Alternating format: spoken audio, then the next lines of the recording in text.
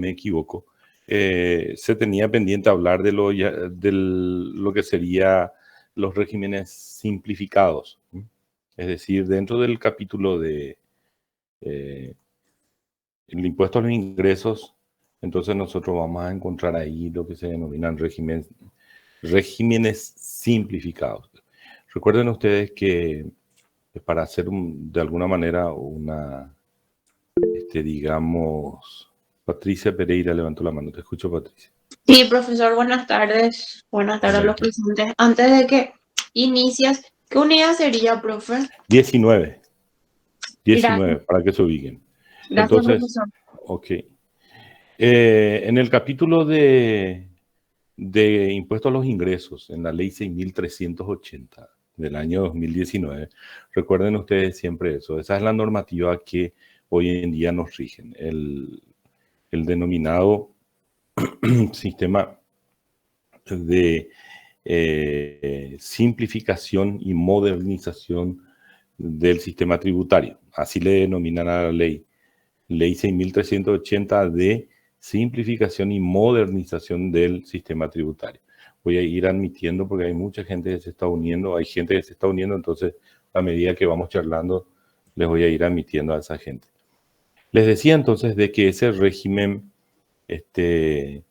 previsto en la ley 6.380 en lo que se refiere al libro primero, entonces nos habla de una serie de tributos que están vinculados entre sí, que forman parte de lo que sería los llamados impuestos a los ingresos, impuestos a la renta en general, y encontramos en este caso lógicamente al impuesto a la renta empresarial.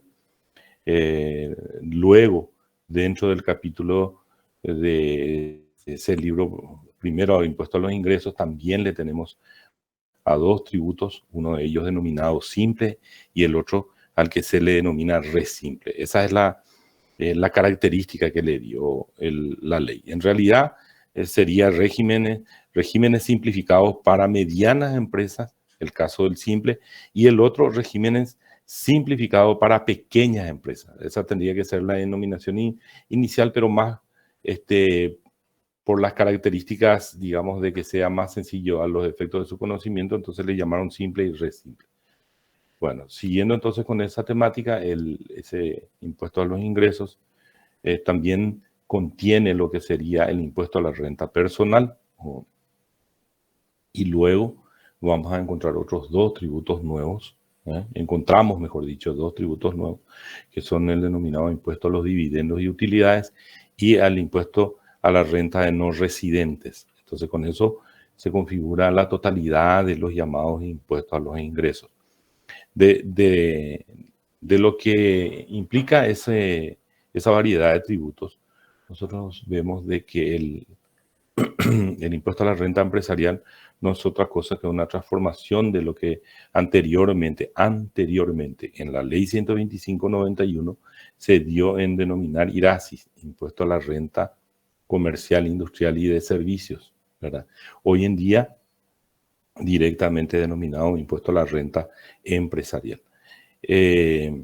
Luego, este impuesto, comparativamente con lo que sería, me estoy refiriendo al IRE, ¿verdad? Al impuesto a la renta empresarial, comparativamente con lo que sería el caso de la ley 125, entonces le absorbe a otro tributo que en aquel entonces estaba previsto, que llevaba la denominación de impuesto a la renta agropecuaria. Impuesto a la renta agropecuaria. Ese impuesto a la renta agropecuaria que hoy se contiene dentro del impuesto a la renta empresarial forma parte entonces ya de las actividades generadoras de renta grabadas por este impuesto, entonces está contenido dentro del hecho generador que describe la ley, en este caso en el denominado impuesto a la renta empresarial. Posteriormente, nosotros encontramos dentro de ese tributo a dos nuevas figuras, dos nuevos impuestos que también, si bien se mencionaban como ciertos puntos en el impuesto a la renta empresarial, que son el impuesto a los dividendos y las utilidades, IDU, por sus siglas, impuesto a los dividendos y utilidades, pronuncio bien, IDU, y luego el llamado impuesto a la renta para no residentes o de no residentes. ¿Ve? Entonces, ven que ahí se cierra digamos, el conglomerado de impuestos previstos en los llamados impuestos a los ingresos. Dentro de esa característica, entonces, lo que habíamos mencionado recién como simple y re simple, nosotros vamos a encontrar de que sus orígenes datan en la normativa prevista en la ley 125 y quizás si tuviéramos que hablar de antecedentes, inclusive mucho anteriores, hay una resolución porque esa era la regulación que daba la ley 9240, el decreto ley 9240 del año 1949, que se llamaba resolución GB 26, ¿verdad? Y era un sistema de tributos previsto para pequeñas empresas. Eso posteriormente recogió la ley 125/91 y le dio en denominar, esto dentro del plano de los antecedentes estamos hablando, le dio en denominar tributo único en aquel entonces. Entonces el tributo único, que fue un sistema tributario, un sistema impositivo orientado exclusivamente a pequeñas empresas, pequeñas y medianas empresas. En realidad, ese tributo único tenía un grado de limitación en relación a los ingresos brutos que establecía quiénes podían ser contribuyentes del mismo, ¿verdad? Y eso recoge después también las modificaciones que sufrió la ley 125 del año 91 y le dan la denominación de impuesto a la renta de pequeños contribuyentes. Entonces, como antecedente, ustedes ven primero la resolución G26, después viene el llamado tributo único en la ley 125/91 y luego aparece entonces el impuesto a la renta de pequeñas empresas, ¿verdad? El sistema tributario que estamos hablando hoy en día está orientado, está destinado, mejor es la expresión, a regular la tributación de aquellos que se denominan micro, pequeñas y medianas empresas, inclusive más orientado a las pequeñas empresas. De manera entonces que ante la experiencia que se fue acumulando en materia tributaria, la normativa legal recogió todo lo que hace a esos antecedentes y entonces pretendió a través de un sistema bastante simple hacer de que eventualmente pudieran los pequeños contribuyentes, dentro de lo que era esa renta del pequeño contribuyente, entonces tener un sistema simplificado de tributación, es decir, algo que les sea fácil de comprender y que pudiera de esa manera también hacer de que ingresen al sistema tributario en general aquellos que se mantenían al margen por las características de sus empresas. Ustedes saben de que dentro de nuestro sistema tributario, lastimosamente, nosotros tenemos un alto nivel de informalidad, muy alto es el nivel de informalidad, bajo la justificación de que son siempre, como se usa en todos los ámbitos, la carencia de recursos, la pobreza, en fin, una serie de cosas, ¿verdad? Hacen también de que muchos pudieran, estuvieran, mejor dicho, al margen de la tributación. Entonces, realizan operaciones comerciales que prácticamente no están incluidos dentro del sistema, es decir, no participan del sistema tributario, no son parte, en este caso, regular formal del sistema tributario. Operan dentro de una nebulosa, digamos así, un área difusa donde no emiten comprobantes, donde apenas en algunos casos están registrados a nivel municipal, ¿verdad? Los municipios también muchas veces, especialmente en el interior, no le exigen la necesidad de que ellos tengan que ingresar al sistema tributario, entonces esto hace de que prácticamente no sean aportantes dentro de ese sistema. Fíjense que en alguna oportunidad, inclusive les explicaba a muchos alumnos en materia tributaria cómo funciona nuestro sistema, ¿verdad? Nuestro sistema tributario. Entonces, dentro de la posibilidad imaginaria, me refiero en el sentido de que ¿Por qué digo imaginaria? Porque por lo que les voy a mencionar, es decir, que ustedes traten de adecuarse un poquitito a lo que sería un sistema. Inclusive les voy a proyectar acá en un pequeño papelito, denme tiempo, y ya que no tengo un gráfico, esto surge acá de la conversación que tenemos, cómo funciona el sistema de lo que se denomina el universo de contribuyentes.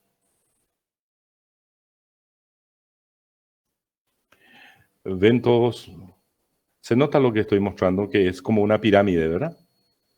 ¿Se nota? Sí, profe. Ok, vean lo que es esa pirámide. Entonces guarden esa imagen, conserven esa idea de esa imagen. En la parte superior de esa pirámide, nosotros tenemos, y acá les voy a escribir, después les voy a mostrar, 3.000 contribuyentes. En la parte media, aproximadamente tenemos 15.000 contribuyentes. En la parte inferior estaría el resto. Hoy, así como es el universo de contribuyente actual, creo que, si no me equivoco, llegan a 1.200.000 más o menos. Esa es la proyección. Ahí van a ver otra vez de nuevo, les voy a poner de cerca, van a ver los números. Salvo que salga inverso para ustedes, pero es más o menos así. 3.000, 15.000, ¿verdad? Y después 1.200.000. ¿Saben cómo funciona la recaudación tributaria? ¿De qué manera funciona la recaudación tributaria? Es decir, ¿cómo se comporta la recaudación tributaria? Se comporta en una pirámide inversa. Miren, esa es la pirámide inversa, la que les marqué con un color. ¿Ven? En la parte superior de esa pirámide, entonces, está la mayor recaudación. En la parte media, ¿por qué en la parte superior? Porque ahí están los grandes contribuyentes. Los grandes contribuyentes. En la parte media, los medianos. Y abajo, pequeños. Y háganse ustedes a la idea dentro de esta proyección de lo que serían los medianos, los grandes, pequeños, medianos y pequeños contribuyentes. Lo que es cómo funciona la recaudación, es decir, todos los pequeños están en la franja inferior prácticamente. Es decir, son los que menor nivel de aportación tienen al fisco.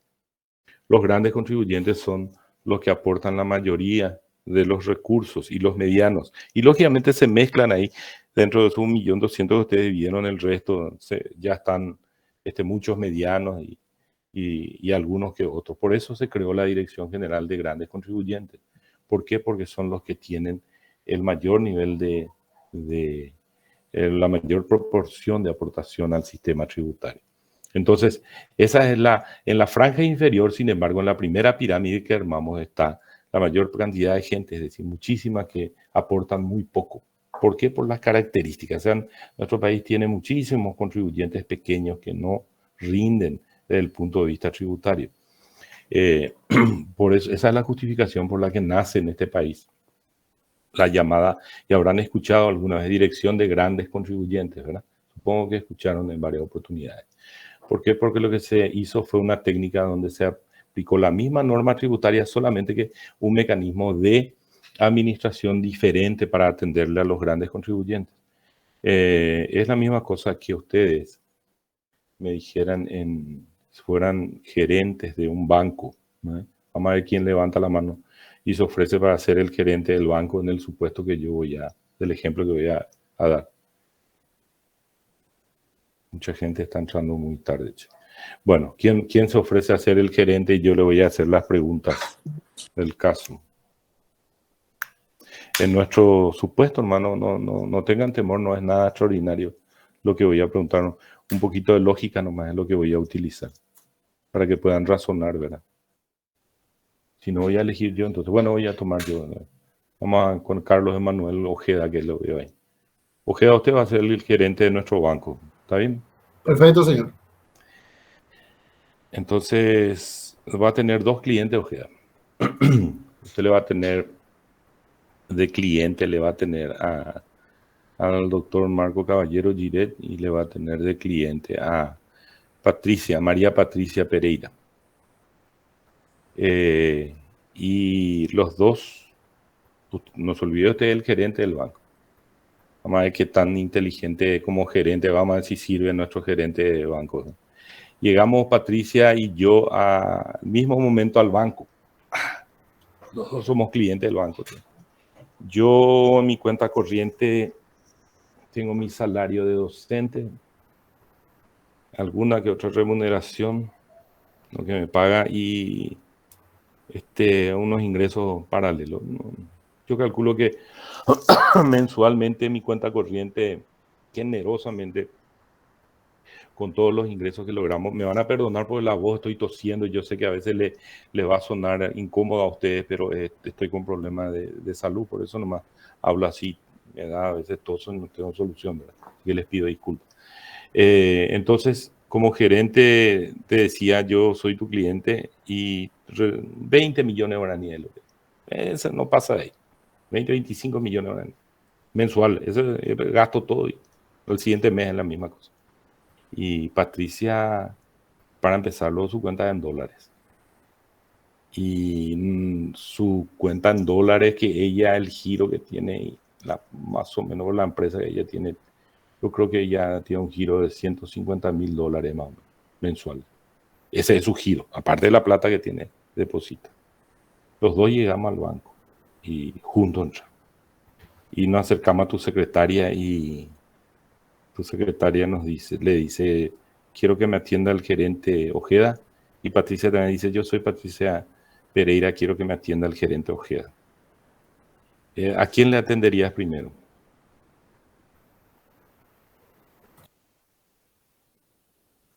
No se Convengamos escucha. que en teoría yo ya manejo, ¿verdad? El nivel Claro, de ingreso que ellos tienen. lógico, Y si vos sos el gerente. obviamente el banco va a pretender tener la relación con aquella persona que eventualmente tiene mayor capacidad de giro. Sería con Patricia. Ok. ¿Qué vas a hacer conmigo? Vos Y sos el gerente también. ¿Qué mínimo en vas? sala de espera, igual, mínimo en sala de espera, para no decir No, otra cosa. no es buen gerente, che. No, va a decir, le va a llamar urgente a María Es más González y le va a chico. decir, claro, le va a llamar a María González y le va a decir, María, mira, le vas a atender a este señor. No quiero que se enoje tampoco, pero nosotros pues necesitamos hasta el último centavo como gerente de este banco. No quiero perder ni un solo cliente, entonces, pero no le puedo atender porque vino María Patricia, que tiene en dólares. Y María, atendele vos ahora mismo, ya llevarle a una sala a la Marco Caballero y atenderle nomás vos, ¿verdad? Le pedí disculpas en nombre mío para que no se enoje, pero le va Hacerle mal. Y sentir yo, importante. claro, y yo le llevaba a Patricia y la atendé a ella primerito, ¿verdad? Totalmente, ofrecer todo lo que se necesita. Por una cuestión de lógica, ¿verdad? A los dos le va a atender igual, solamente que vas a ver a quién apuntas. La administración sigue esa lógica también. La misma normativa, la misma conducta, pero le atiende a Patricia, que es grande contribuyente, en un lugar diferente, en una forma diferente, con una característica diferente. Y sin embargo, al pequeño le dice a María, encárgate vos de la dirección de recaudación de atenderle a los pequeños contribuyentes. Yo me voy a encargar de los grandes, en donde están los principales 3.000 grandes contribuyentes de este país. Y alguno dirá, pero eso no es un trato discriminatorio. No, la misma legislación, la misma normativa, las mismas reglas, inclusive peor. Lo que Patricia no sabe nomás es eso. Peor, ¿por qué? Porque como grandes contribuyentes le vas a fiscalizar directamente. ¿Qué significa eso? Que Marco está dentro de 1.200.000 contribuyentes y los llamados índices de probabilidades de fiscalización sobre Marco Caballero es una en 20 años. Una en 20 años. O sea que la chance de que a él le toque tiene que tener una dieta terrible para que el pobre tipo le toque un control directo dentro de esos 1.200.000. Sin embargo, Patricia, una vez al año, sí o sí le va a tocar dentro de esos 3.000. Entonces había sido que no es tan especial desde el punto de vista del control, la atención que se le da. Al contrario, es mucho más rígido. Ese es el fundamento de por qué se da y nace la Dirección de Grandes Contribuyentes. Porque ese rango de pequeños que nosotros tenemos acá, desde el punto de vista del rendimiento fiscal, es muy escaso. Y vamos a ir viendo ahora entonces cómo se comporta y por qué y para quiénes están. Entonces, a partir de esa figura, nace en esta ley 6.380, pero seguimos siempre la misma política con nuestro gerente. No queremos que nadie se nos escape. No vamos a agarrar y desechar a nadie como cliente, entre comillas, de la administración tributaria. Solamente que vamos a fijar la atención a los más poderosos.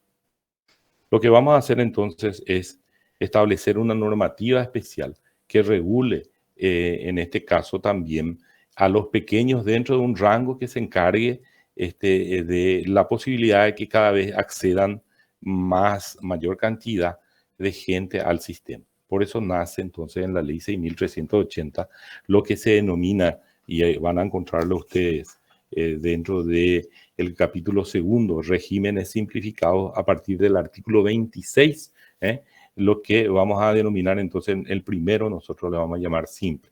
Pero en realidad la ley es la que dice eso. Le vamos a denominar, como dice la ley, que es régimen simplificado para medianas empresas o sistemas simples. Dentro de este régimen, miren que esto es tema de examen, y yo les voy a contar, la mayor parte de las personas que rinden, les toca esta unidad, terminan en un aplazo. ¿Y saben por qué? Porque es tan breve, tan corto y tan conciso que no hay forma de que usted pueda darle vueltas. Tiene que ser muy específico.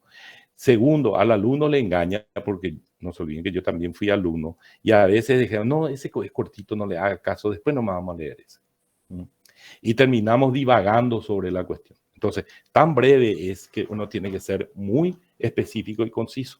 Eso nomás les digo también de paso como una ayuda a la hora de prepararse y estudiar para que le presten atención a esta unidad.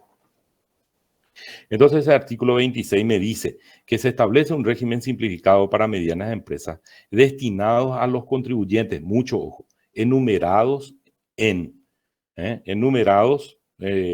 contribuyentes enunciados en los numerales 1 y 8 del artículo segundo. Y acá nos viene la cuestión. ¿Qué es lo que nos dice el artículo segundo de la ley 6.380? Ahí nosotros tenemos que volver a ir ¿a dónde? Cuando ustedes leen eso, se tienen que remitir al capítulo del impuesto a la renta empresarial. Ahí está el artículo primero, segundo, lógicamente, y tercero, y vamos a ver la importancia. En este caso nos remite al artículo segundo de la ley 6.380 en el capítulo del impuesto a la renta empresarial, y nos dice que el artículo serán contribuyentes del impuesto a la renta empresarial. El primero, que son las empresas unipersonales y las sucesiones indivisas de los propietarios de esa empresa. Con eso me está diciendo quiénes son contribuyentes del sistema simple, los que están comprendidos en el artículo segundo, numerales 1 y 8. El numeral 1 que me dice empresa unipersonal y sucesiones indivisas. Entonces la respuesta es quiénes son contribuyentes del impuesto denominado simple o sistemas simplificados para medianas empresas. Los contribuyentes son las empresas unipersonales y sucesiones indivisas, conforme a lo previsto en ese artículo segundo. La siguiente pregunta va a ser, ¿y qué se entiende por empresa unipersonal? ¿Cuál es la definición de empresa unipersonal? Volvemos nuevamente al artículo tercero de la ley 6.380 y nos dice lo siguiente. Se considera empresa unipersonal a toda unidad productiva perteneciente a una persona física que se conforma de manera organizada y habitual, utilizando conjuntamente el trabajo y el capital, con preponderancia de este último. ¿Cuál es la preponderancia? ¿Cuál tiene que ser más preponderante? Tiene que tener el capital, con mayor trascendencia, nos está diciendo el capital. Con el objeto de obtener resultados económicos, en este caso, que ¿qué sería lograr obtener la renta propiamente? Entonces, y vuelve a decirnos otra vez en este sentido, dice, el capital y el trabajo pueden ser propios o ajenos. Nos define lo que es empresa unipersonal. Entonces, de forma tal que esa es la definición de empresa unipersonal. Entonces, volvemos otra vez nuevamente a la pregunta que le haría el profesor. ¿Quiénes son contribuyentes de este impuesto? Son contribuyentes de este impuesto los que están previstos en el artículo 2 de la ley 6.380 en el capítulo de impuesto a la renta empresarial. ¿Qué dice ese artículo 2? En el numeral 1 y 8. ¿Y el numeral 1 a qué se refiere? Dice, son contribuyentes las empresas unipersonales y las sucesiones indivisas, ojo con esto, de los propietarios de esta empresa. No significa que todas las sucesiones indivisas, sino dice las sucesiones indivisas de los propietarios de esta empresa. ¿Qué se entiende por sucesión indivisa? Entonces, sucesión indivisa significa que aún no se ha producido la partición de dominio. En este caso, no hay resolución del juzgado que declare los herederos y, lógicamente, la cuota parte que le va a tocar a cada uno de los herederos. Es decir, el propietario de esa empresa unipersonal falleció y como consecuencia de eso, ¿qué hizo? Dejó la empresa unipersonal. Acaeció, entonces, queda como causante, es decir, como el fallecido y queda la empresa unipersonal. Y en interín en que se produzca la partición entre los herederos, entonces toda la sucesión es responsable en el pago de los tributos que pudieran surgir. Por eso que hace referencia a las sucesiones indivisas de los propietarios de la empresa unipersonal. Y el artículo 3, como les dije, define lo que es una empresa unipersonal. Unidad productiva, y en este caso pertenece a una persona física. Hay un concepto empresarial dentro de eso, que está organizada de forma organizada y habitual utilizando dos conceptos, trabajo y capital, con preponderancia de este último, capital, pudiendo ser propio o ajeno. Esa es la definición de empresa unipersonal. Entonces, siguiendo con nuestro tema, nos dice, y quedarán comprendidos las siguientes actividades económicas. Es meramente enunciativo. Agropecuaria, industriales, forestales, minera, pesquera, de otra naturaleza atractivas, compra, venta de bienes, cesión, uso, arrendamiento, subarrendamiento, casa de empeño, préstamo, reparación en general, transporte de bienes de personas, estacionamiento, vigilancia, espectáculos públicos, discotecas, agencias de viajes, restaurantes, hoteles, todo lo que esté dentro de ese tipo de actividades, pero como empresa unipersonal. Esa unidad productiva que pertenece a una persona física. De manera tal entonces que también en contrapartida tienen un concepto, ya tengo anotado, Marlene. Nunca va a ser contribuyente una persona jurídica. Y acá vamos a ver el siguiente numeral de los contribuyentes. Son dos, dijimos, ¿verdad? 1 y 8. Vayan un poquitito al numeral 8. ¿Qué me dice el numeral 8 de ese artículo 2? Las entidades y empresas privadas de cualquier naturaleza con personería jurídica o sin ella no mencionadas en los numerales anteriores. Eso significa que en los numerales anteriores tengo que ver qué es lo que menciona. Sociedades, sociedad anónima, sociedades de responsabilidad. Eso no pueden ser contribuyentes. Lo que dejan nada más es una ventana abierta, en este caso, o mejor dicho, cierra la posibilidad de interpretación. La administración dice todas aquellas entidades y empresas privadas de cualquier naturaleza, con personería jurídica o no, que no fueran estas mencionadas, van a ser contribuyentes de este tributo. Es como cerrar todas las posibilidades. Por ejemplo, una sociedad simple, ¿verdad? Unión de personas en forma simple. Entonces significa que puede caer dentro de este régimen. Es una manera que no se escape. No se le escucha, Les pido que profesor. tengan mucho cuidado con la expresión también. ¿No se me escucha? Sale entrecortado lo que está diciendo. No se me escucha, qué raro. ¿Y los demás, todos igual? Entrecortado sale. Sale entrecortado nomás, doctor. Pero qué raro, por lo visto que mi sistema de internet entonces será porque yo les escucho Ahí se le perfectamente. escucha bien. Yo Ahí les se le escucho escucha bien. perfectamente a ustedes. Voy a tratar de... ¿Ahí se escucha mejor? Sí, se le escucha Está mejor, mejor. profe. Ok. Bueno, entonces, no sé qué habrá pasado. Vamos a tratar de reiniciar entonces. Les vuelvo a repetir otra vez, puede ser, ¿dónde me quedé que no escucharon bien? Hablemos entonces de, vuelvo a repetir, voy a empezar otra vez, por la parte de el numeral 8. Decía que cualquier empresa, con o sin personería jurídica, que no se ha mencionado en los numerales anteriores, significa que le da una cobertura, una especie de cobertura, digamos así, para que si pudiera surgir una figura, por ejemplo, una sociedad simple, entonces caiga dentro del régimen para asegurar que nadie se escape. Esa es más o menos la opción. Pero sí, en general, está orientado a empresas unipersonales. ¿Qué es lo que nos dice la siguiente condición? Ojo, para ser contribuyente nos establece una condicionante y les dije, tengan cuidado con este caso. ¿En qué sentido?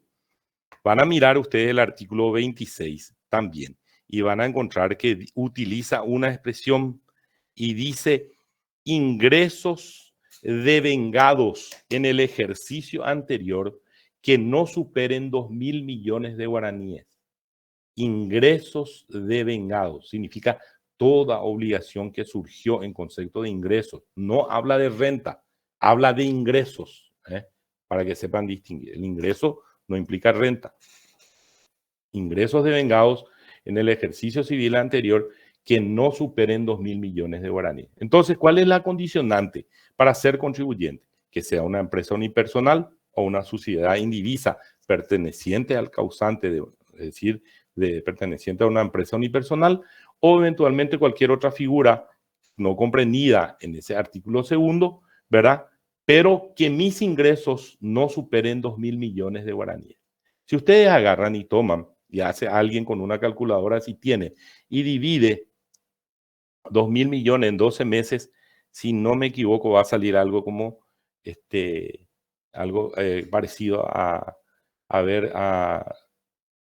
más o menos 60 y algo de millones puede ser o más. Vamos a ver un poco cuánto sale.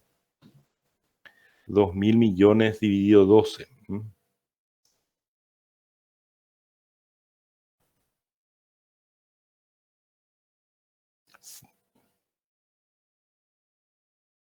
Me faltó otra vez número.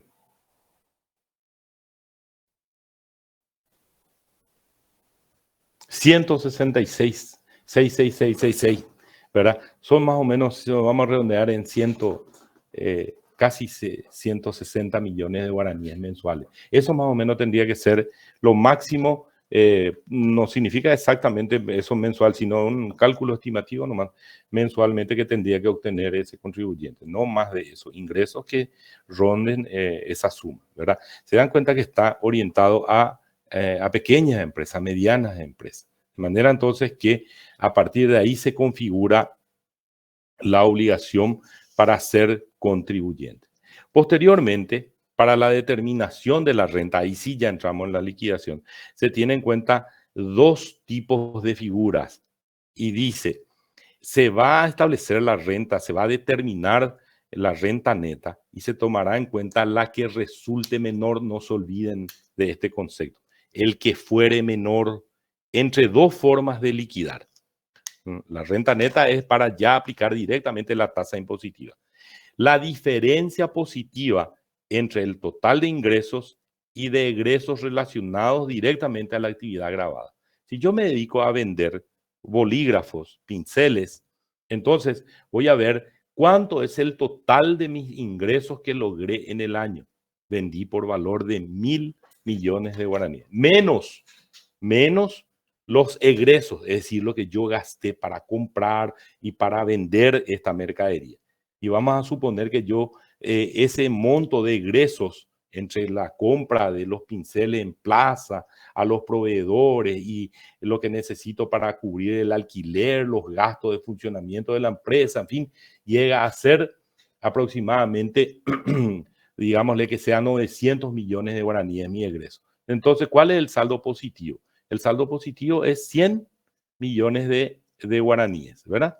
Porque vendí por valor de 1.000 millones de guaraníes y mis ingresos fueron 900 millones de guaraníes. Y me dice, y usted aplíquele la tasa impositiva, en este caso, calcule usted la tasa impositiva que va a ser del 10%. Entonces voy a hacer el cálculo sobre 10%, significa que el impuesto que tengo que abonar es de 10 millones de guaraníes. Ahora bien, en el numeral segundo me dice, también puede y debe calcular usted el 30% de la facturación bruta anual. ¿Cuánto fue mi facturación? Dijimos que era 1.000 millones de guaraníes, ¿verdad? Y mi facturación bruta era de 1.000 millones de guaraníes y me dice calcule el 30%. ¿Cuánto sería el 30% de 1.000 millones de guaraníes? 300 millones. 300 millones. Aplíquele la tasa del 10%. 30 millones nuevamente. 30 millones. ¿Y cuál es el impuesto que debo pagar? El que fuere menor, me dice. Sí. ¿Cuánto fue el primer cálculo que hicimos? 10 millones. 10 millones. 10 millones. ¿Y el segundo cálculo que hicimos? 30 millones. 30 millones de guaraníes. Entonces me dice, sobre lo que serían ingresos reales y los otros presuntos, que es el cálculo del 30%, entonces usted determine cuál es el que es menor.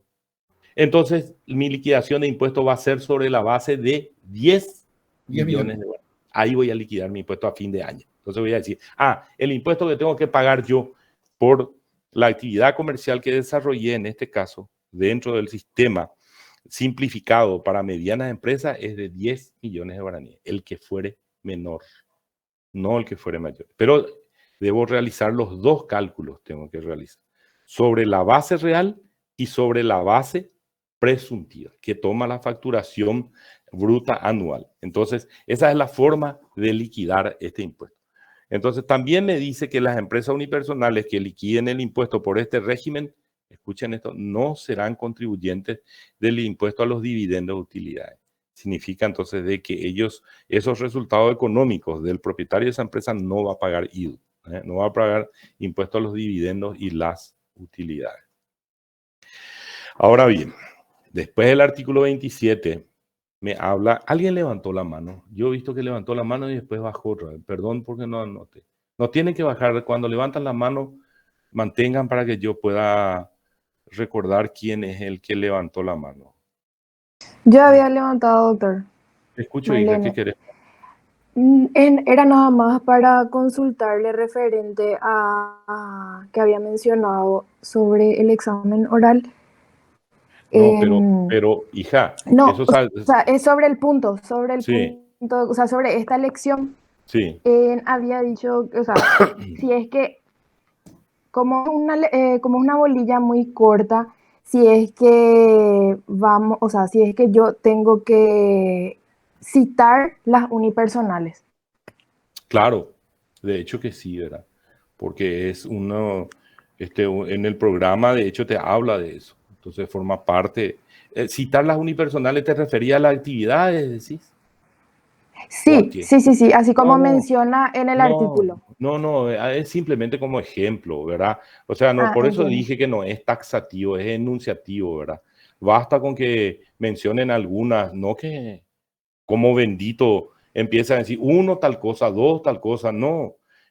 Con que digas, qué sé yo, espectáculo público, peluquería, publicidad, construcciones, refacciones, que es simplemente dentro de la propia imaginación empezar a hablar de las actividades que ustedes conocen en el día a día. En la unipersonal. Claro, ferretería, almacén, despensa, heladería, son todas medianas, pequeñas y medianas empresas que vuestra imaginación les pueda llevar, están comprendidos dentro de esta actividad, ¿verdad? Es meramente enunciativo como para que ustedes pudieran describir eventualmente, ¿verdad? No para que tengan que aprenderse de memoria y a la perfección y que yo o cualquier profesor les reclame y le diga, ah, no, te saltaste el número 2 que no me estás diciendo.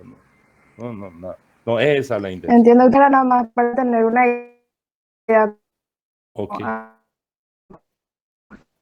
Esa lección hoy y era muy perfecto. Gracias. Bueno, vamos con el artículo 27 entonces. El artículo 27 nos habla del régimen simplificado para pequeñas empresas, también denominado res simple. El sistema res simple entonces se establece para pequeñas empresas, destinado a aquella empresa, de nuevo nos repite, unipersonales que realicen actividades grabadas por el IRE. Y acá ya es concreto, porque se dice solamente empresa unipersonal. En el otro por lo menos dio la opción, como yo les dije, de otros casos. Acá nos dice clarito de que es para empresa unipersonal, que podrán optar por el presente cuando sus ingresos brutos devengados en el ejercicio civil anterior sean iguales o inferiores a 80 millones de guaraníes. 80 millones de guaraníes. Recuerden, el primero era hasta, ¿cuánto era el primero? 2.000 millones de guaraníes. 2.000 millones de euros. 2.000 millones de guaraníes. Okay. Y este es de 80. O sea, si dividimos entre 12, fíjense, otra vez el resultado prácticamente nos da 6.666.000 guaraníes mensuales. Esta sí que es una empresa pequeñita, porque si vende 6 millones de guaraníes mensuales es chiquitito. Estamos hablando de una pequeña despensa, estamos hablando de un pequeño kiosco, o sea, un negocio realmente pequeño. Entonces, siempre que sea una empresa unipersonal y que esté encuadrado dentro de esta figura. Y los contribuyentes de este régimen, nos dice, pagarán una suma mensual equivalente en guaraníes, conforme al calendario de pagos que establezca la administración, y va a seguir la siguiente escala. Hasta 20 millones de guaraníes, 20.000 guaraníes mensuales. Cuando sus ingresos estén entre 20 y 40, 40.000 guaraníes mensuales. Cuando esté entre 40 y 60 millones, 60.000 guaraníes mensuales. Y cuando esté entre 60 y 80 millones de guaraníes, 80.000 guaraníes. Y después se mantiene esa cifra ya en forma permanente. Entonces acá tienen dos ejemplos también que les va a servir de lo que es un impuesto progresivo. A esto se refiere cuando dice de un impuesto progresivo. Es decir, varía tasa, varía base de imposición y también varía el impuesto a tributar. Y a la vez, lo que se denominan tasas fijas, impuesto con tasas fijas, porque se dan cuenta que no tiene una proporcionalidad, no dice tanto por ciento, sino les da una tasa fija, 20.000 guaraníes, 40, 60 y 80.000 guaraníes, dentro de un sistema impositivo progresivo. Entonces, si alguien les pregunta sobre un impuesto proporcional y otro progresivo, y el profesor le dijera, deme un ejemplo de impuesto proporcional. ¿Cuál sería un impuesto proporcional?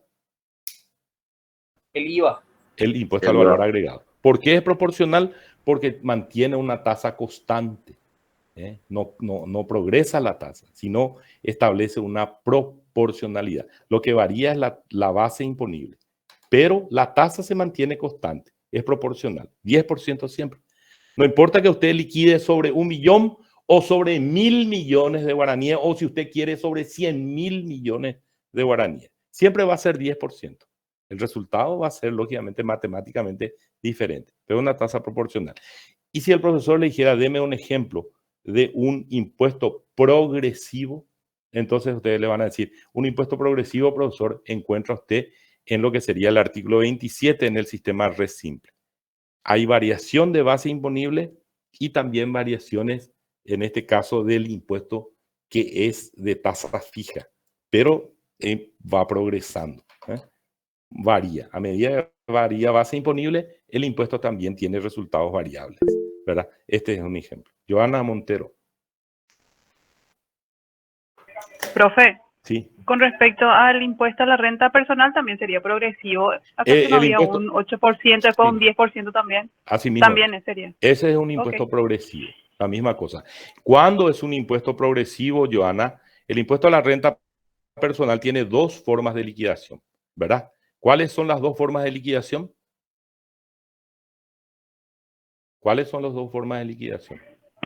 Creo que tiene una base una base de un monto y luego una... ¿Cuáles son los dos tipos de liquidación que tiene el impuesto a la renta personal?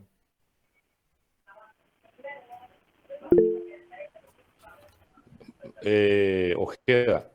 Sí, teníamos, como usted había indicado, sobre los gastos de capital, Renta de capital. renta de capital y teníamos también Renta de prestación de servicio. renta de servicio, renta de prestación de servicios personales. Son dos formas de liquidación, Joana. La renta de capital, la renta personal de capital, los rendimientos de capital, de renta de capital tienen una tasa fija, ¿verdad? Esa tasa se mantiene, es una tasa proporcional del 8%. La renta sobre servicios personales es la que tiene la tasa progresiva, variable, varía base y varía el resultado del impuesto a ser abonado y arranca con 8% y termina con el 10%, donde ya se vuelve proporcional, pero es una tasa progresiva. Son dos formas de liquidación, no se olviden eso, ¿verdad? Usted cuando va a presentar su declaración jurada lo que determina es, usted tiene ingresos de rentas de capital y también tiene ingresos de renta de servicio, son dos declaraciones diferentes que va a presentar. Eventualmente tiene solamente renta de servicio, usted liquida sobre la base de renta de servicios personales, ¿verdad? O eventualmente, si tiene solamente de capital, lo hará sobre ese concepto, si fuese contribuyente. Entonces, depende de cómo esté conceptualizado, pero son dos liquidaciones diferentes. Por contestar, para que puedan redondear la idea, miren que también tenemos repaso están repasando también a la par, ¿verdad? Entonces, volviendo a ese concepto, decimos entonces que esta es una tasa progresiva. De manera que la administración me establece la liquidación en forma mensual, pero ven que está destinado a pequeñas empresas. Solamente estas entran dentro de lo que sería este régimen simplificado, ¿verdad? Ahora bien, después van a encontrar otros conceptos como el inicio de actividades, que me dice que quienes inicien las actividades van a tener que tributar dentro de este régimen y generalmente lo que hacen es una estimación de sus ingresos porque todavía no pueden determinar cuántos fueron sus ingresos brutos del año del ejercicio anterior. Entonces, en el momento de la inscripción hace una determinación de cuánto es eventualmente lo que tendría que cuánto sería según su idea y luego le escriben. Si es que por ahí excede, entonces pasa a la otra categoría. Ahora, hace una excepción también. Quien sea importador y eventualmente exportador no puede ser contribuyente de este régimen, por más que tenga ingresos pequeños. Va a tener que entrar en el régimen general, que sería el impuesto a la renta empresarial. Entonces, por otra parte, también el artículo 29 nos habla del caso de traslados de regímenes. Me dice, ¿y qué pasa eventualmente si me traslado de regímenes? Si cambio de uno a otro, me dice que no voy a poder volver retornar a uno u otro, sino hasta dentro de tres años, ¿verdad? Y que demuestre, no es solamente una cuestión que tiene que pasar 3 años, sino que yo demuestre eventualmente de que mis ingresos estuvieron por debajo de lo previsto o que lo cual me obliga a pasarme a otra categoría. Bueno, como ven ustedes entonces, de esta forma vamos cerrando lo que sería este sistema tributario que es, como les dije, orientado a las pequeñas y medianas y microempresas. En realidad los tres son, a las micro, medianas y pequeñas y medianas empresas. Entonces, todas contenidas en ese, así como dice su nombre, simplificado también en términos normativos, contenidos en ese artículo 26 y 27. Directamente en 2 artículos ustedes tienen. En el uno el simple, en el otro el re simple. Pero relacionado con el artículo 3º, empresa unipersonal, y el artículo 2º del IRE que habla de contribuyentes. Bueno, ¿alguna pregunta que quieran hacer?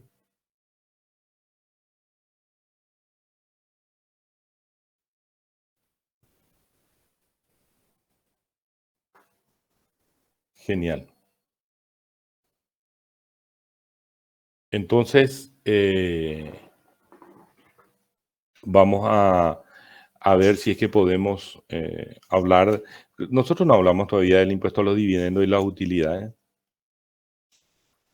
¿O ya tocamos ese punto? Les consulto. Solamente mencionó, doctor, el otro día, todavía creo que Ok. no se entró en detalle. Bueno, entonces vamos a entrar a hablar un poquitito, ya que tenemos todavía un tiempo, del impuesto a los dividendos y las utilidades. Ustedes tienen,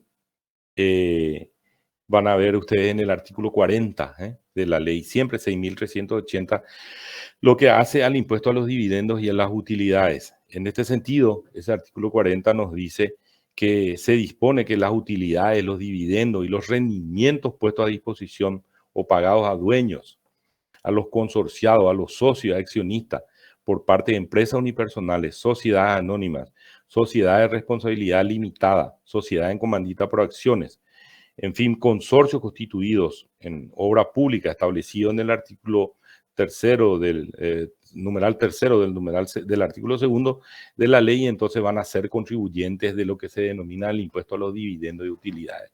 Este impuesto anteriormente estaba previsto como una parte en la ley 125, en lo que se denominaba el impuesto, el IRASIS, ¿verdad? Es decir, formaba parte de la liquidación del impuesto a la renta comercial, industrial y de servicio. ¿Por qué se lo lleva a un nuevo tributo? Porque anteriormente, como consecuencia de esto, las empresas evitaban, evadían y postergaban, esa es la otra expresión correcta, el pago de este impuesto como consecuencia de la no distribución de las utilidades, dividendos que tenían o rendimientos financieros que tenían en este caso y que correspondían a los socios accionistas de empresas. También hoy en día la figura de los consorciados, ¿verdad? De parte de los dueños o accionistas de empresas. ¿Cuál era el sentido que se daba con esta figura? Sencillamente porque, y ahí ustedes van a encontrar lo que se denomina la elusión impositiva. La elusión impositiva no es otra cosa que buscarle las lagunas o las falencias que tiene la legislación para evitar el pago del tributo, postergar o eventualmente dejar de abonar, pero sin que ello constituya un hecho ilícito. No constituye una ilicitud, ¿verdad? No constituye dolo. Sin embargo, la evasión impositiva es dolosa, intencional, y busca dejar de pagar el impuesto y causar un daño patrimonial al Estado. En caso de la elusión, se da la misma condición, es decir, se deja de pagar el impuesto. Y como en el caso de este tributo, se evita el pago, pero recurriendo a figuras legales. ¿Y en qué consistía? Para que ustedes entiendan la explicación de este tributo, ¿en qué consistía la elusión en este caso? Como consecuencia, ustedes saben de que vamos a suponer que nosotros somos socios, accionistas de una empresa. Entonces, resulta que al ser nosotros los socios accionistas, Aguilar, Livieres, Ojeda, María González, Ricardo Muñoz, en fin, son todos accionistas de esta empresa. Y a la hora de la distribución de utilidades, es decir, al terminar el ejercicio, ustedes saben que la empresa dice, bueno, estas son las ganancias que nosotros hemos tenido. Eso se tiene que distribuir entre los socios. ¿Qué es lo que hacía la mayor parte de las empresas? No distribuía, por lo menos contablemente, en muchas ocasiones contablemente, no distribuía esas utilidades, postergaba la distribución de esas utilidades y sencillamente como consecuencia de eso dejaban de pagar impuestos. En muchos otros casos, esas utilidades le daban un destino diferente o denominaciones diferentes que hacían de que como consecuencia de ello entonces se deje de abonar el tributo. Entonces, lo que este impuesto hace con esto es asegurar el pago del tributo y establecer de que eventualmente cuando se produzcan la disposición, miren que usa otra expresión, cuando se disponga de utilidades, dividendos y rendimiento, no usa la palabra distribución, sino disposición, entonces estarían obligados a tributar directamente. ¿Quiénes son contribuyentes? Los contribuyentes de este impuesto son las personas físicas, jurídicas y demás entidades residentes en el país o no, que perciban dividendos, utilidades o rendimiento en carácter de dueños consorciados, accionistas de las entidades referidas en el primer párrafo del artículo anterior. Está refiriéndose al artículo 40 que hemos leído. Entonces, quienes pongan a disposición o paguen las utilidades y los dividendos actuarán, y acá viene la parte importante, como agente de retención y responderán solidariamente con el pago del impuesto. Significa que al cerrar el balance impositivo, nuestro gerente o el presidente de la empresa, que es en este caso Ricardo Muñoz, nos dice: señores, está a disposición de los accionistas el cobro de las acciones, de las utilidades, rendimiento y dividendo de cada uno de ustedes, los accionistas. De manera que ustedes pueden pasar por tesorería, cada uno a percibir los resultados conforme a la proporcionalidad de sus acciones. Ricardo tiene 10 acciones, Ojeda tiene 5, yo tengo 5, Talía Villalba tiene 20 acciones, Livieres tiene 20 acciones. Entonces, proporcionalmente vamos ya a cobrar las utilidades. Desde el momento que nos pone a disposición, entonces Ricardo nos va a decir menos la retención del impuesto a los dividendos y las utilidades, ¿verdad? De manera que ustedes están obligados a percibir, aunque no vengan a retirar su dinero en tesorería, desde el momento que les comunica que se cerró el balance y está a disposición las utilidades, automáticamente se produce la figura de la retención, porque Ricardo nos va a decir: la empresa es solidariamente responsable. ¿Cuál es la base imponible? Se determina, y según el artículo 42, sobre las utilidades, dividendos, rendimientos netos puestos a disposición o pagados al dueño, al consorciado, a los socios accionistas.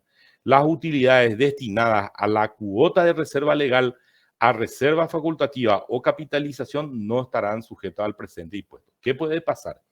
Que cuando le comunicó Ricardo, Carlos Emanuel Ojeda le dice: mire, señor presidente de la empresa, en relación a mis utilidades, de la que tengo el 5%, yo le solicito que usted capitalice mis utilidades y los convierta en acciones. De manera que Ricardo, con la utilidad que Carlos Ojeda, con la utilidad que tiene, ya no va a tener 5 acciones, va a tener 6 acciones. ¿Por qué? Porque esas utilidades representan una acción más para él. Le pidió que capitalice, de manera entonces que Ricardo Muñoz le va a decir: en ese caso no hay retención de impuestos que hacer.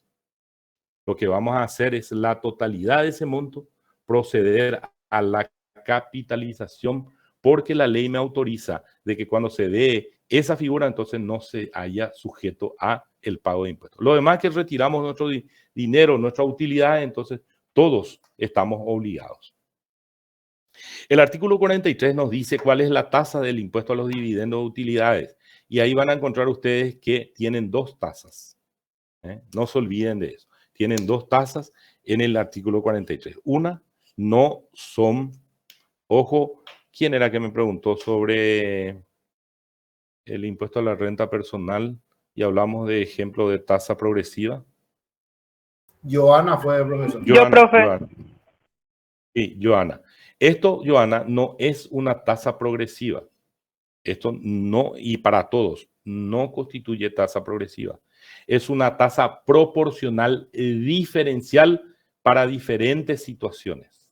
No consideren ustedes, porque van a encontrar que dice: la tasa del IDO será del 8% cuando el perceptor de los dividendos, utilidades o rendimientos sea una persona física, jurídica o entidad residente en el país. Y nos dice el 15% cuando el perceptor de los dividendos, utilidades o rendimientos sea una persona física o jurídica o entidad no residente en el país. Entonces, son 2 situaciones diferentes. Una que sea residente y el otro que sea no residente en el país. Lo cual no implica una progresividad de tasa, sino es un tratamiento diferencial. Entonces, esto les doy un ejemplo también para que entiendan.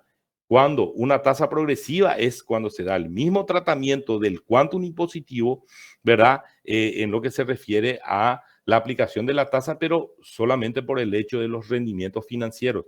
En este caso es tratamiento diferente a diferentes tipos de contribuyentes, uno residente y el otro no residente. De manera que tenemos dos casos acá. Por una parte le tenemos a Carlos Ojeda, que reside en los Estados Unidos y es accionista de la empresa donde Ricardo es presidente.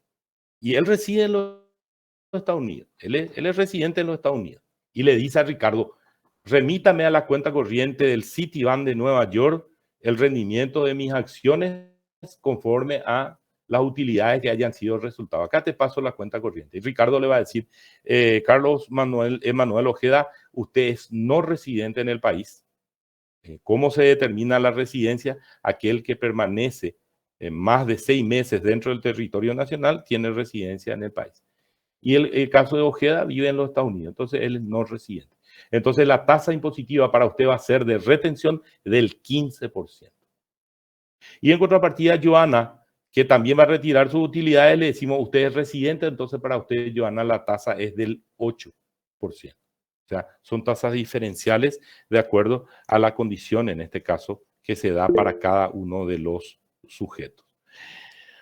Eso para que ustedes puedan distinguir nomás también como otra forma de repasar y de ejemplo de no confundir con lo que sería una tasa progresiva. Ricardo. Sí, doctor. Sí. Sí. Te escucho. Sí, ¿me escucha, doctor? Si por ejemplo, esa tasa no... Es decir, si me dice, por ejemplo, Carlos, que quiere capitalizar, por supuesto, eso se retiene. Sí, claro. No, ahí no hay retención. Es decir, no... Por eso decimos. Ahí no hay retención. No hay Okay. retención. No, y no, cuando absoluto. dice... No hay retención.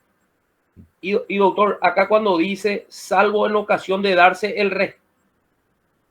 rescate del capital, ¿a qué se refiere? Se refiere... Lo que pasa es que en muchos casos, ¿verdad? En muchos casos el rescate de capital se puede dar de dos formas, ¿verdad? Cuando eventualmente retira Carlos Manuel Ojeda su plata, él dice, estas son mis acciones, yo quiero rescatar, quiero salirme de la empresa, quiero llevar mi dinero, ¿verdad? Todo, ya no puedo de los Estados Unidos, quiero invertir en los Estados Unidos, no más en Paraguay. Entonces pongo a disposición de los accionistas la posibilidad de que ellos adquieran eventualmente. Entonces, como consecuencia de eso, se va a producir un rescate de capital por parte de él. Y una cesión a otros accionistas que probablemente lo van a adquirir. Entonces, en esas condiciones, él va a estar afectado desde el punto tributario como si fuera que se está produciendo distribución de utilidades, dividendo o rendimiento. Va a ser un rendimiento en este caso, un rendimiento financiero el que va a tener, ¿verdad? De manera entonces que va a ser afectado tributariamente. A eso se está refiriendo. ¿Ok? Gracias, doctor. Bueno, entonces, el nacimiento de la obligación. En caso de sociedad anónima y otros tipos de entidades que toman obligaciones, nos dice el artículo 44, de realizar asambleas, se considera que las utilidades y los rendimientos son puestos a disposición de los socios accionistas cuando la respectiva asamblea disponga su distribución. O sea, nosotros vamos a hacer la asamblea, recuerdan ustedes siempre las asambleas de las sociedades, aproximadamente todas, no importa la variedad, están dentro del cuarto mes, abril, ¿verdad? Y una vez que se hace la asamblea, ahí en la asamblea se resuelve qué se va a hacer con las utilidades, los dividendos. De hecho, que el presidente de la sociedad, dentro del acta de asamblea y orden del día, dice, señores, vamos a tratar sobre los resultados económicos logrados por la empresa. Acá tenemos utilidades, tenemos dividendos y vamos a distribuir. En ese momento se perfeccionó la obligación. Eso nomás en el sentido, Ricardo, como el ejemplo que estaba dando, no es necesariamente que vos tenés que, como presidente de la empresa, llevarle una nota a Carlos Ojeda y que él se niegue a recibir la nota y postergue otra vez el retiro de su utilidad y todo lo demás. El momento en que se hizo el acta de asamblea y se resolvió, estando presente o no él, automáticamente se perfeccionó la obligación.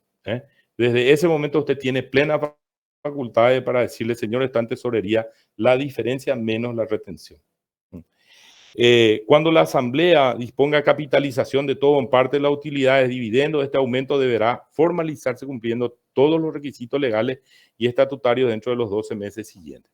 Eso significa, recuerden ustedes que si todos los accionistas dijeron vamos a capitalizar, vamos a meter a capitalizar esto, entonces se tiene que perfeccionar por escritura pública.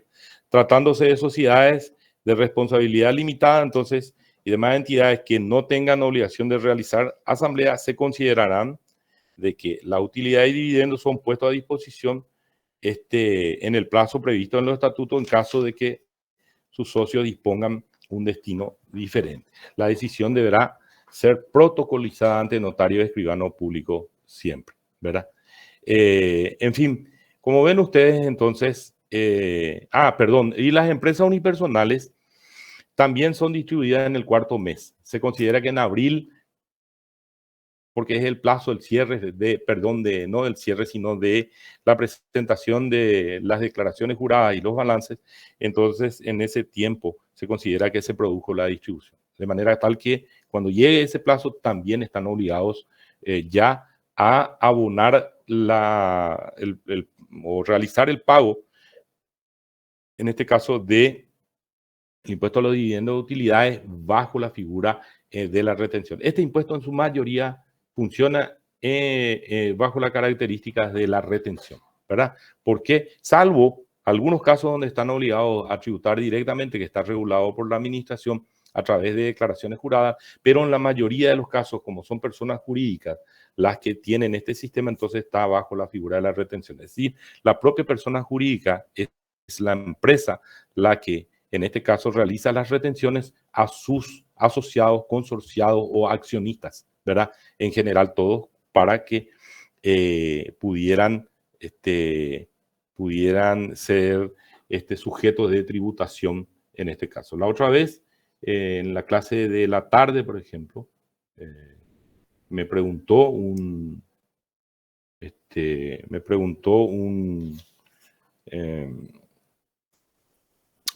alumno, ¿verdad? Que concretamente es un médico, ¿verdad? Y me dijo si es que eventualmente, ¿qué pasaría el caso, dice, de ciertas entidades que, por ejemplo, le dan como regalo a fin de año ciertas cosas, dice? Y en realidad eso es una distribución de utilidades. Es una forma de distribución de dividendos y de resultados económicos, ¿verdad? De manera entonces que inclusive ellos también están afectados desde ese punto de vista. Contablemente tienen que verse afectados bajo la figura de la retención, ¿verdad? Porque no es otra cosa. En realidad lo que le llama regalo él no es una absorción de la empresa, sino es la propia plata de los accionistas o los consorciados, los asociados, que se está dando bajo la figura de un presente, ¿verdad? En realidad es un rendimiento financiero, ¿verdad? Que es lo que le estaba diciendo. Eso para que tengan en cuenta también a los efectos de la tributación de este impuesto. Entonces, algo que anteriormente se lo tenía dentro del impuesto a la renta comercial, industrial y de servicio, que hoy denominamos IRE, impuesto a la renta empresarial, como un pequeño articulito, y quizás inclusive hasta ni se le daba mucha trascendencia tributaria, hoy en día se lo convirtió en un tributo, en particular un tributo nuevo, y que le denominamos impuesto a los dividendos y las utilidades.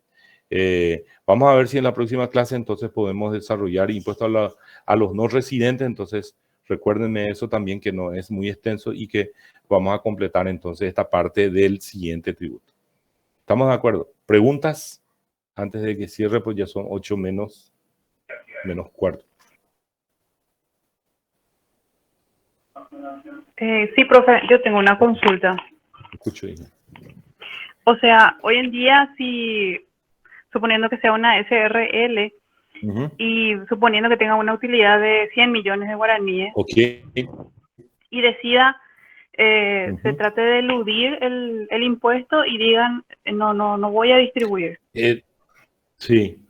Entonces, automáticamente tiene el IDU.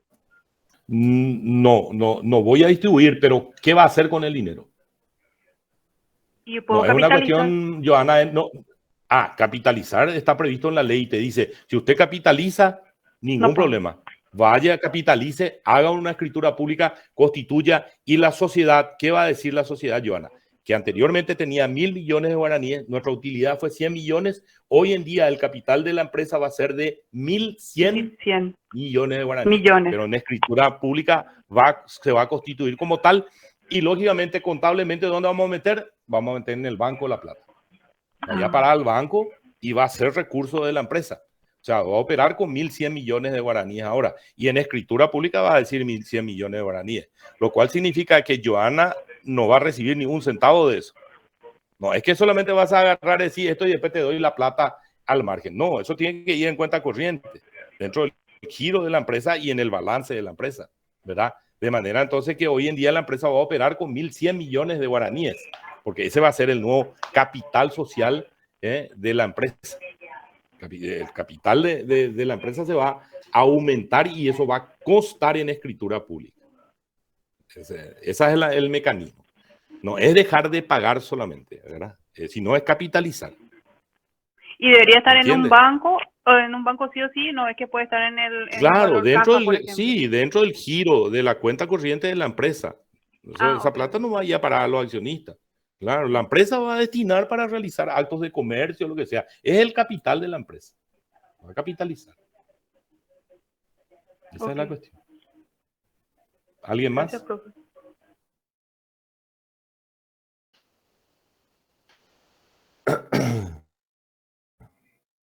Bueno, genial entonces. ¿Qué le parece si damos por concluido nuestra clase? Creo que se entendió bien, ¿verdad? Entonces, vamos a continuar nos encontraremos el próximo jueves. Entonces. Listo. Muchas Tengan gracias. buena tarde. Gracias.